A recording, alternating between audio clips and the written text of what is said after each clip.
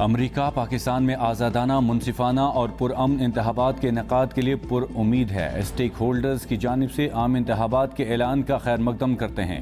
پاکستان اور امریکہ کے درمیان پائیدار شراکت داری ہے۔ ہماری طرف سے براہ راست غیر ملکی سرمایہ کاری $250 ملین رہی، جبکہ سیلاب متاثرین کی بحالی کے لیے $215 ملین بھی پاکستان کو دیے ہیں۔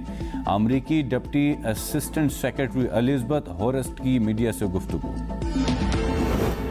پاکستان مسلم لیگ نون کی چیف آرگنائزر اور نائب صدر مریم نواز وطن واپس پہنچ گئی۔ مریم نواز کا لاہور ایئرپورٹ میں لیگی کارکنان نے پرتپاک استقبال کیا۔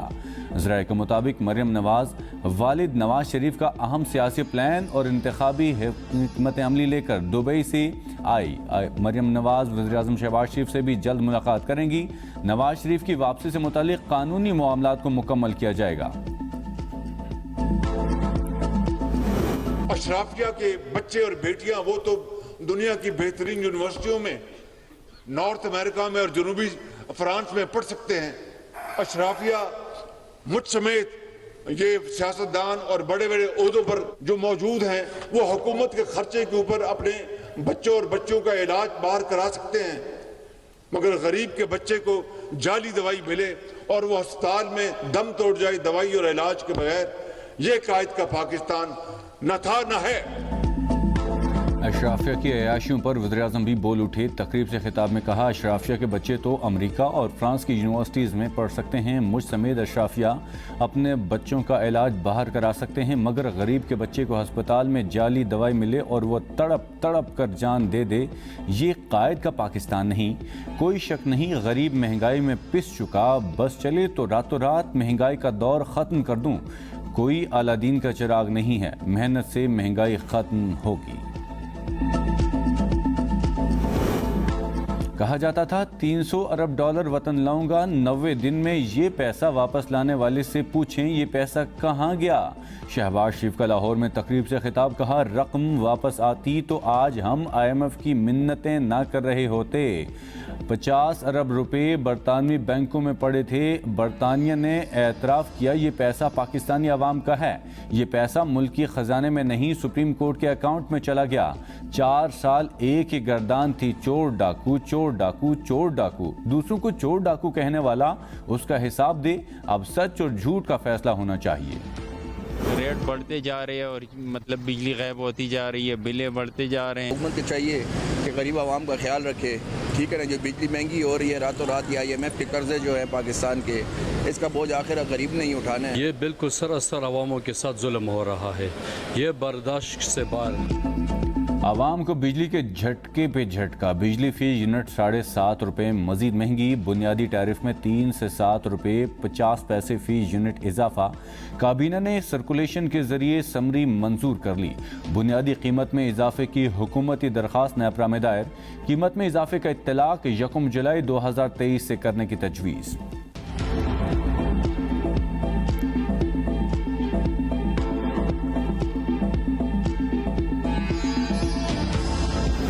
فرق پڑتا ہے، فرق تو ہم جیسوں کو پڑتا ہے جنہوں نے گورنمنٹ کو بھی پالنا ہے، اپنے بچوں کو بھی پالنا ہے، اپنے بچوں کے اخراجات بھی پورے کرنے ہیں، گورنمنٹ کو بھی ٹیکس دینے، اتنا بل نہیں آتا جتنے اس کے اوپر ٹیکس لگے ہیں۔ فیورز جو ہوتی ہیں وہ سب سے لوست طبقے کے لیے ہونی چاہیے، وہ رچ کو فیورز دے رہے ہیں اور ہمیں اور پیسے جا رہے ہیں اور پیسے جا رہے ہیں۔ بجلی مہنگی کر رہے ہیں، اب یہ ٹیکس لگا رہے ہیں، آپ ان کا سب کچھ فری ہے، یہ 2 ارب کیا پورا ملک لوٹ کے کھا گئے، ان کو کس نے پوچھنا ہے۔ ایک طرف بجلی کی قیمتوں میں اضافے کا بوجھ، دوسری جانب اشرافیہ کی عیاشیاں۔ صوبائی سرکاری افسران کے لیے 2 ارب روپے کی نئی گاڑیاں خریدنے پر پنجاب کے شہری پھٹ پڑے، کہتے ہیں حکومت IMF سے قرضے پہ قرضے لے رہی ہے اور اس کا بوجھ غریب عوام پر پڑ رہا ہے۔ حکومت کو عوام کا کوئی احساس ہی نہیں، عوام مسلسل پستے جا رہے ہیں اور حکومتی عہدیداران کی موجیں ہیں کہ ختم نہیں ہو رہی۔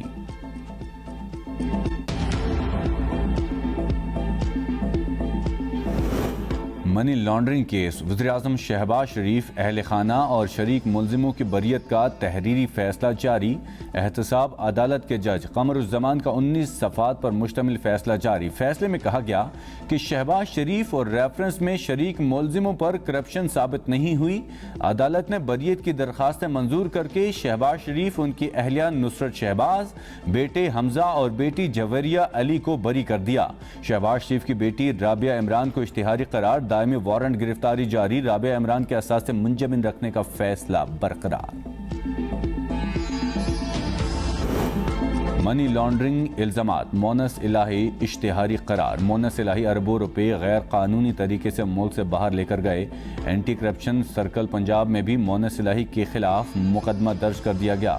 مونس الہی سمیت دیگر 3 ملزمان کے خلاف چالان عدالت میں جمع۔ عدالت نے مونس الہی کی ٹریول ہسٹری، بینک اکاؤنٹس کی تفصیلات طلب کر لی۔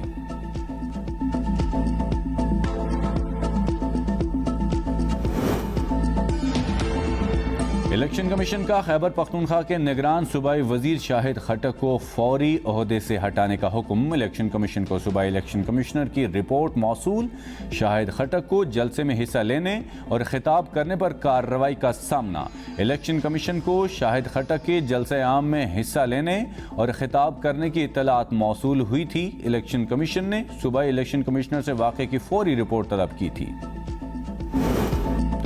آئینی عدالتیں فیملی کیسز کے حقائق کا جائزہ نہیں لے سکتی، سپریم کورٹ کا فیصلہ جاری۔ جسٹس عائشہ ملک نے 6 صفحات پر مشتمل فیصلہ تحریر کیا۔ فیصلے کے مطابق دوسری اپیل کا حق دستیاب نہ ہونے پر متعلقہ فورم کا فیصلہ حتمی ہوگا۔ ہائی کورٹ سائلین کو دوسری اپیل کا حق نہیں دے سکتی۔ اپیل کا حق دینے یا نہ دینے کا اختیار صرف پارلیمنٹ کو حاصل۔ اگر ہائی کورٹ فیملی کیسز میں حقائق کا جائزہ لینا شروع کر دیں تو مقدمات کا سیلاب امڑ آئے گا۔ جب ٹرائل کورٹس اور ایپلیٹ کورٹس حقائق کا تعین کر دیں تو آئینی عدالتوں کو مداخلت سے گریز کرنا چاہیے۔ ٹرائل کورٹس اور ایپلیٹ کورٹس کو حقائق کا جائزہ لینے کا اختیار دینے کا مقصد غیر ضروری مقدمہ بازی کی روک تھام ہے۔ IMF پروگرام کی معطلی پاکستان پر بھاری۔ گزشتہ مالی سال غیر ملکی امداد میں 53% کی ریکارڈ کمی کا سامنا۔ اقتصادی امور ڈویژن نے گزشتہ مالی سال کی غیر ملکی امداد کی تفصیلات جاری کر دی۔ پاکستان کو گزشتہ مالی سال 10 ارب 88 کروڑ ڈالر کا قرض ملا۔ غیر ملکی امداد کا بجٹ تخمینہ 22 ارب 88 کروڑ ڈالر کا تھا۔ غیر ملکی امداد میں 12 ارب ڈالر کی کمی کا سامنا کرنا پڑا۔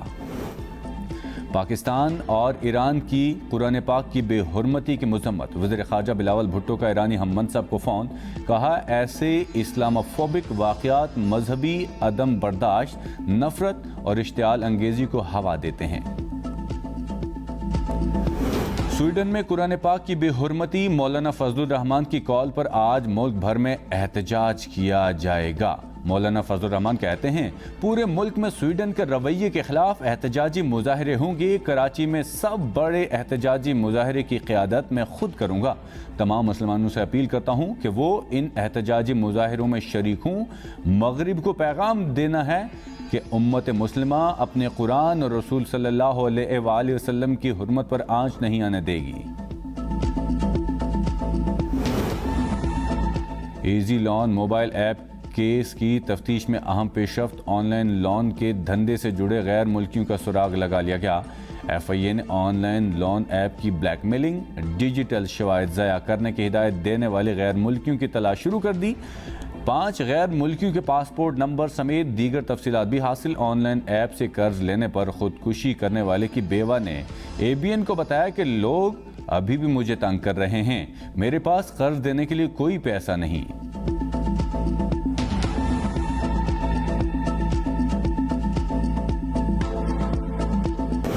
اسلامیہ یونیورسٹی بہاولپور میں منشیات کیس، گرفتار چیف سیکیورٹی آفیسر کے موبائل فون کا فورنزک مکمل۔ رپورٹ وزیر اعلیٰ پنجاب کو بھیج دی گئی۔ VC کا IG پنجاب کو خط، معاملے کی شفاف تحقیقات کے لیے جوائنٹ انویسٹیگیشن ٹیم بنانے کا مطالبہ۔ BBC نے مزید حقائق سے پردہ اٹھا دیا.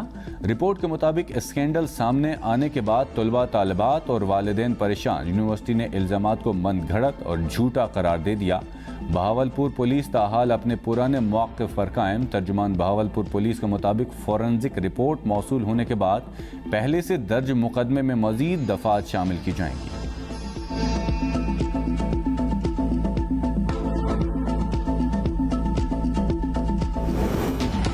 پنجاب میں مفت آٹا اسکیم میں 20 ارب روپے کی مبینہ کرپشن. نیب نے ریکارڈ حاصل کر کے انکوائری تیز کر دی. نیب انکوائری میں مفت آٹا اسکیم میں تکنیکی اور انتظامی غلطیوں کا انکشاف. 50 لاکھ سے زائد آٹے کے تھیلوں کا ریکارڈ غائب. صرف 4 کروڑ 30 لاکھ 60 ہزار تھیلوں کا ڈیٹا کنسائل ہوا. نیب نے مفت آٹا حاصل کرنے والے افراد کی رینڈم ویریفیکیشن کرنے کا فیصلہ کیا. جس گھڑی پر خانہ کعبہ بنا ہو اس کو تبرک کے طور پر رکھا جاتا ہے. چیئرمین پی ٹی آئی نے وہ گھڑی بھی بھیج دی.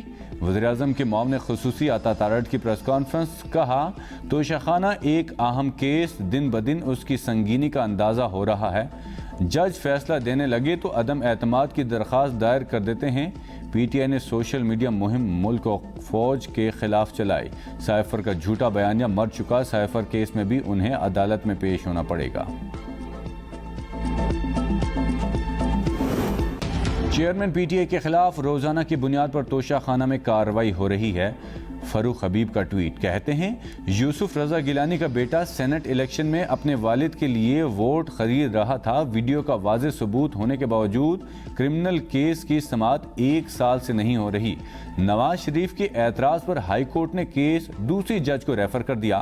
توشہ خانہ کیس منتقل کرنے کی درخواست پر بھی فیصلہ نہیں ہو رہا. انصاف ہوتا ہوا نظر آنا چاہیے.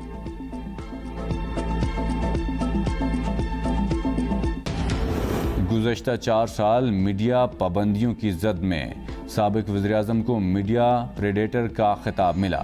مریم اورنگزیب کی پریس کانفرنس. کہا 2023 میں میڈیا کا منظرنامہ بدل چکا ہے. اظہار رائے کا ایک نیا پلیٹ فارم سوشل میڈیا کی صورت میں موجود ہے. پچھلے دور میں ایک جنبش سے پیمرا کے آرڈر سے چلتے پروگرام بند کر دیے جاتے تھے. پی ڈی ایم میں جب بن رہی تھی تو اس وقت کے وزیر اطلاعات نے کہا کہ میں دیکھ لوں گا کہ کیسے قانون منظور نہیں ہوتا. ہم نے پہلی مرتبہ پیمرا قانون میں فیک نیوز، ڈس انفارمیشن، مس انفارمیشن کی تعریف کو شامل کیا. مانسون کا طاقتور سپر. لاہور میں موسلا دھار بارش. بابو صابو میں 14 سالہ نوجوان بارش کے پانی میں ڈوب کر جاں بحق. بارشی پانی سے سڑکوں پر گڑھے بن گئے. نظام زندگی درہم برہم. نشیبی علاقے زیر آب. مسافروں کو مشکلات کا سامنا. موٹر سائیکل اور کاریں ڈوب گئی. لاہور میں چند گھنٹوں کے دوران 180 ملی میٹر سے زائد بارش. 100 سے زائد فیڈر ٹرپ. کئی علاقے بجلی سے محروم. سب سے زیادہ بارش گلشن راوی میں 181 ملی میٹر ریکارڈ. ہسپتالوں میں پانی داخل ہونے سے مریضوں کو بھی مشکلات کا سامنا.